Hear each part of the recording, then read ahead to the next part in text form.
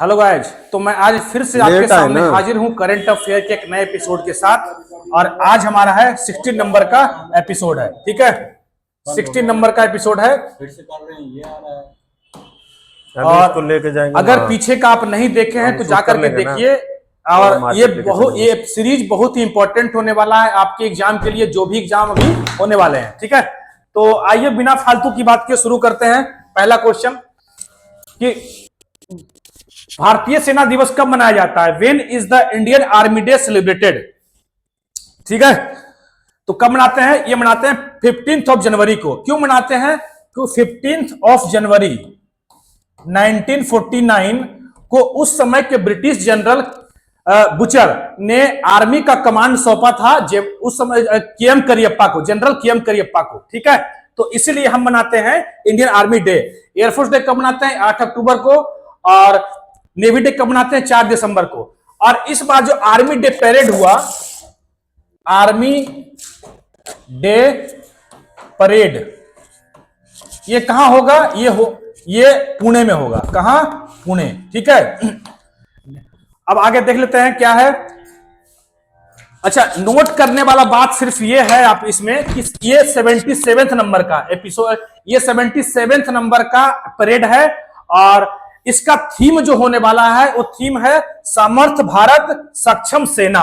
ठीक है, तो ये 2 पॉइंट आप नोट कर लेना। 77 नंबर का है आर्मी डे और इसका थीम है समर्थ भारत एंड सक्षम सेना। ठीक है, बस चलिए आइए नेक्स्ट देखते हैं। अभी हाल ही में क्रोएशिया के राष्ट्रपति बने हैं। कौन बने हैं? तो ये जोरान मिलानोविच को बनाया गया है, जोरान मिलानोविच को। और क्रोएशिया किसका है? यूरोपियन यूनियन का हिस्सा है। ठीक है, यूरोपियन यूनियन। ये कब बना? ये ट्रीटी ऑफ मैस्ट्रिच के द्वारा बनाया गया 1992 में। ठीक है, ट्रीटी ऑफ मैस्ट्रिच हुआ ये 1992 में। ठीक है, ट्रीटी ऑफ मैस्ट्रिच 1992 के द्वारा यूरोपियन यूनियन का फॉर्मेशन हुआ। और इसमें अभी कितने हैं? 27 कंट्री है। अच्छा, ट्रीटी ऑफ मैस्ट्रिच हुआ है 1992 में, लेकिन यह बना कब है? 1993 में। ठीक है, 1993 में। इसमें 27 कंट्री है। और ब्रिटेन, ध्यान रहे, ब्रिटेन यूरोपियन यूनियन का हिस्सा नहीं है। ठीक है, और इसका कैपिटल पूछा जाएगा, क्रोएशिया कैपिटल क्या है? तो क्रोएशिया कैपिटल हो गया आपका ज़ाग्रेब। ठीक है, और Croatia is the 20th country to join the euro club. ठीक है, क्रोएशिया यूरोप को ज्वाइन करने वाला, यूरो करेंसी को ज्वाइन करने वाला 20वां कंट्री है। इस बात को ध्यान रखेंगे। ठीक है, who has recently been sworn in as a president of Venezuela? यह है, तो किनको बनाया गया है? निकोलस मादुरो को बनाया गया है।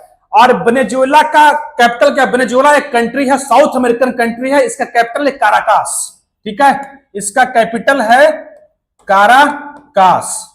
ठीक है, और वेनेजुएला एक ऐसा कंट्री है, वर्ल्ड की पहली कंट्री है वेनेजुएला, जहां पे पूरी तरीके से ग्लेशियर पिघल चुका है ड्यू टू क्लाइमेट चेंज। ठीक है,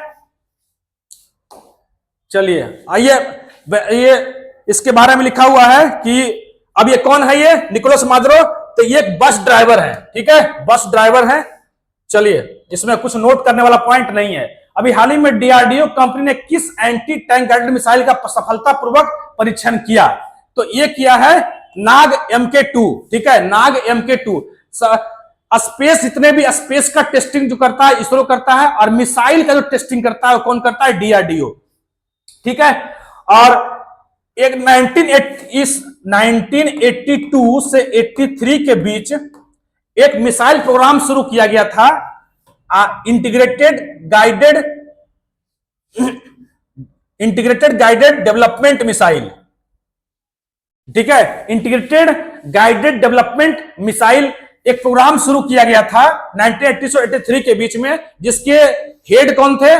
कलाम सर। ठीक है, और इस प्रोग्राम के अंदर टोटल 5 मिसाइल को डेवलप किया गया था। ठीक है, पटना याद रखेंगे। 5 मिसाइल को डेवलप किया गया था पटना। P4 पृथ्वी, पृथ्वी, और A4 अग्नि, T4 त्रिशूल, N4 नाग, और A4 आकाश। ठीक है, ये 5 मिसाइल को डेवलप किया गया था integrated guided missile development programme के अंदर। ठीक है, एक minute, integrated guided missile development programme. ठीक है, तो इसमें पृथ्वी किस तरह का मिसाइल है? Surface to surface.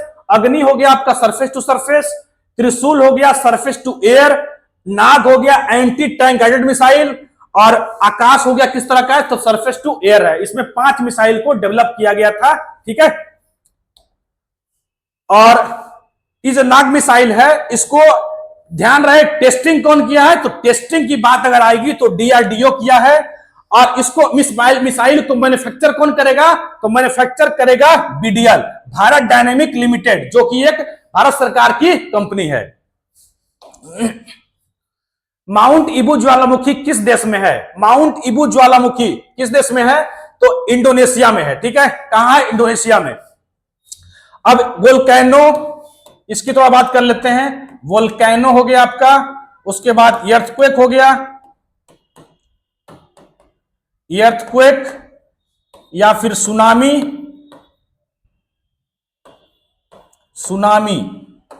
ये सब नेचुरल कैलेमिटी कैसे होता है ये? तो ये जो पूरा अर्थ है वो 15 मेजर प्लेट, पूरा अर्थ जो है 15 मेजर प्लेट में डिवाइडेड है। और ये प्लेट जब आपस में इनका कोलिजन होता है, जब आपस में टकराते हैं तो उसको बोलते हैं सबडक्शन। क्या बोलते हैं? सबडक्शन। ठीक है, तो सबडक्शन जोन इसको बोलते हैं। इसी सबडक्शन की वजह से वोल्केनो, अर्थक्वेक और सुनामी आते हैं। ठीक है, अब ये सबडक्शन जोन है पैसिफिक रिंग ऑफ फायर। तो इंडोनेशिया किसमें लोकेटेड है? जो इंडोनेशिया है ये लोकेटेड है पैसिफिक रिंग ऑफ फायर, क्योंकि पैसिफिक रिंग ऑफ फायर जो है सबडक्शन जोन का पार्ट है। और इसमें सबसे ज्यादा पूरे अर्थ, सबसे ज्यादा वोल्केनो वगैरह जो नेचुरल कैलेमिटी आते हैं वो सबसे ज्यादा इसी रीजन में आते हैं, और उसी का हिस्सा है इंडोनेशिया। ठीक है, चलिए आइए नेक्स्ट देखते हैं। अच्छा, ये ध्यान रखना कि माउंट इबू वोल्केनो जो है वो कहां इरप्ट हुआ है? तो इंडोनेशिया में एक आइलैंड है। इंडोनेशिया में एक आइलैंड है हालमहेरा आइलैंड। क्या है? हालमहेरा आइलैंड। वहीं पे माउंट इबू का इरप्शन हुआ है। पंचेट वेधशाला किस राज्य में स्थापित की गई है?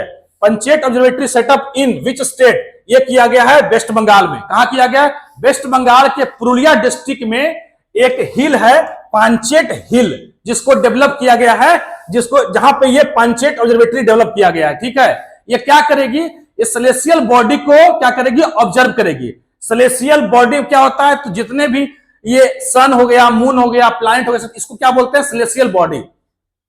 तो अभी इसी तरह का ऑब्जर्वेटरी है लद्दाख में, इंडियन नेशनल ऑब्जर्वेटरी। ठीक है, ये कहां है? हैनले लद्दाख। ठीक है, हैनले लद्दाख में है। नेक्स्ट, अच्छा, इसको सेटअप कौन किया है? इसको डेवलप कौन किया है? पंचवेटरी को इनको किया है Surendra Nath Bose, SN Bose centre for basic science. SN Bose centre for basic science के द्वारा इसको, इस ऑब्जर्वेटरी को डेवलप किया गया है। ठीक है, और किसके लिए है? टू ट्रेन स्टूडेंट को train in telescope operation. Telescope operation में स्टूडेंट को ट्रेन करने के लिए इसको डेवलप किया गया है। ठीक है, भारतीय मौसम विज्ञान विभाग की स्थापना कब हुई? यह हुआ 1875 में। भारतीय मौसम विज्ञान कब हुआ? 15 जनवरी 1875। ठीक है, और इस वर्ष जो है 150वीं वर्षगांठ किस बार मनाया है?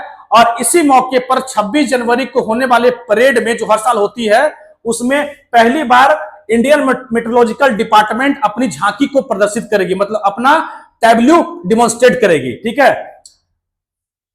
और इसमें अच्छा बात कर ले, अगर world metrological organisation, world metrological की बात करें तो वर्ल्ड मेट्रोलॉजिकल ऑर्गेनाइजेशन की बात करें तो ये है ये बना कब 1950 में, और इसका हेडक्वार्टर कहां है, जेनेवा। ठीक है, जेनेवा, और 150वीं वर्षगांठ जेनेवा मनाएगी। और इस बार जो 26 जनवरी को जो परेड होगा, उस परेड के चीफ गेस्ट कौन होंगे, तो उस परेड के चीफ गेस्ट होंगे इंडोनेशिया के राष्ट्रपति सुबियांतो।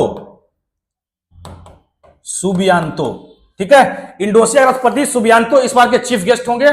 और पहली बार जब भारत 26 जनवरी 1950 को जब गणतंत्र दिवस रिपब्लिक डे मनाया था, तो उसके भी चीफ गेस्ट थे इंडोनेशिया के राष्ट्रपति सुकार्नो। ठीक है, इस बार का जो थीम है, इस बार जो थीम मनाया जा, जो 26 जनवरी को होगा, जो गणतंत्र दिवस रिपब्लिक डे, उसका थीम क्या होगा, उसका थीम होगा golden India, golden India heritage and development. ठीक है, golden India heritage and development इस बार का थीम होगा। तो सब हो गया आपका आईएमओ, और ये जो मिनिस्ट्री ऑफ अर्थ साइंस के अंडर ये काम करती है। आईएमओ जो इंडियन मेट्रोलॉजिकल डिपार्टमेंट भारत सरकार का एक मिनिस्ट्री है, पृथ्वी विज्ञान मंत्रालय, उसी के अंडर ये काम करती है। ठीक है, हो गया। चलिए नेक्स्ट देखते हैं फिर 1875 फोरकास्टिंग। अच्छा, इसी के लिए अभी एक कुछ दिन पहले एक लॉन्च हुआ है मिशन मौसम, मिशन मौसम। ठीक है, मिशन मौसम लॉन्च किया गया है, किस लिए, वेदर फोरकास्टिंग। पंचायत लेवल पे अभी तक क्या होता है कि सिटी लेवल पे ही वेदर का फोरकास्टिंग किया जाता है, लेकिन एक तो वेदर फोरकास्टिंग को अपग्रेड करना है, और अपग्रेड करके पंचायत लेवल तक वेदर फोरकास्टिंग को बताया जाएगा। ठीक है, पंचायत लेवल तक। ठीक है, तो मिशन मौसम के तहत, और ये 2 साल के लिए है ये, और इसका जो बजट है वो 2000 करोड़ है, 2000 करोड़। तो मिशन मौसम के बारे में याद रखेंगे, आपके एग्जाम में पूछे जा सकते हैं। ठीक है, गान नगाई संस्कृत कार्यक्रम किस राज्य में मनाया, गान नगाई संस्कृत कार्यक्रम किस राज्य में मनाया जाता है, Gaan Ngai cultural event is celebrated in which state, ये मनाया जाता है मणिपुर में। ठीक है, अब जान लेते हैं मणिपुर के बारे में कुछ फेस्टिवल। मणिपुर क्या क्या हो गया, सबसे पहले लिखिए लाई हरोबा, लाई हरोबा, उसके बाद श्रीयू लिली, श्रीयू लिली। ठीक है, उसके बाद योसेंग। तो ये सब कहां फेस्टिवल होता है, मणिपुर में। अगर मेघालय की बात करें तो मेघालय बहुत ही फेमस फेस्टिवल होता है चेरी ब्लॉसम, चेरी ब्लॉसम। ठीक है, चेरी ब्लॉसम। त्रिपुरा की बात कर लें तो त्रिपुरा में होता है गरिया पूजा, गरिया पूजा और खर्ची पूजा, खारची पूजा। ठीक है, अगर तमिलनाडु की बात करें तो पोंगल, पोंगल हो गया। और इसी उपलक्ष्य में मनाते हैं जालीकट्टू, जो बुल फाइट होता है, जालीकट्टू। ठीक है, उसके बाद थाईपुसम, थाईपुसम। फिर उसके बाद होता है मोदबर्थ, बहुत ही फेमस फेस्टिवल है, इसको याद रखेंगे, मोदवर्थ फेस्टिवल। ठीक है, तो ये सब हो गया तमिलनाडु। तो आई होप आप सारा समझ गए होंगे। ठीक है, और इसमें आज ध्यान रखें कि गान नगाई जो फेस्टिवल होता है, वहां की एक कम्युनिटी है जेलियांग ग्रोंग कम्युनिटी, ध्यान रखेंगे, जेलियांग ग्रोंग कम्युनिटी के द्वारा इस फेस्टिवल को मनाया जाता है। आइए, एक विंटर फेस्टिवल है, क्या है, विंटर फेस्टिवल है, जो which marks the end of agriculture activity, जो किसका है, which marks the agriculture activity को खत्म होने पे ये फेस्टिवल मनाया जाता है। ठीक है, अब कुछ फैक्ट है देख लेते हैं। अभी हाल ही में भारतीय सेना का कौन सा दिवस मनाया गया, तो ये हो गया 77 नंबर का। क्रोएशिया की राजधानी जाग्रेब। वेनेजुएला जो प्रेसिडेंट बने निकोलस मादुरो कौन से नंबर के हैं, तो वो 46वें नंबर के हैं। IGMDP का पूरा नाम क्या है, तो आपको बता चुका मैं, integrated guided missile development programme, ठीक है। रिंग ऑफ फायर, प्रशांत महासागर के चारों ओर, अभी बता चुका कि प्रशांत महासागर के चारों ओर फैला हुआ भूगर्भीय क्षेत्र जो कि दुनिया का सबसे ज्वालामुखी और भूकंपीय क्षेत्र होता है। अभी हाल ही मौसम विज्ञान विभाग की स्थापना दिवस कौन सा मनाया गया, 150वां दिवस मनाया गया। गान नगाई उत्सव किस समुदाय का प्रसिद्ध है, तो जेलियांगोंग समुदाय का। हाल ही में केंद्रीय मंत्री राजीव रंजन सिंह ने मेगा उद्यमिता विकास सम्मेलन 2025 का उद्घाटन कहां किया, तो ये किया पुणे में। अच्छा, वाटर्स 360 सम्मेलन, वाटर्स 360 सम्मेलन कहां हुआ, ये हुआ रायपुर में। पंचेत वेधशाला का मुख्य उद्देश्य क्या है, तो पंचेत मुगशाला का मुख्य उद्देश्य क्या है, तो खगोलीय पिंडों के वैज्ञानिक अवलोकन में अपना योगदान देना, ठीक है, to observe the celestial bodies. तो this was my last slide, ठीक है। तो इसी तरह से आपके सामने हम वीडियो डेली लेकर के आते रहेंगे। आप देखिए, देख करके लाइक कीजिए, शेयर करिए, सब्सक्राइब कीजिए और अपनी कॉपी में इसको नोट करिए, ठीक है। Thank you so much.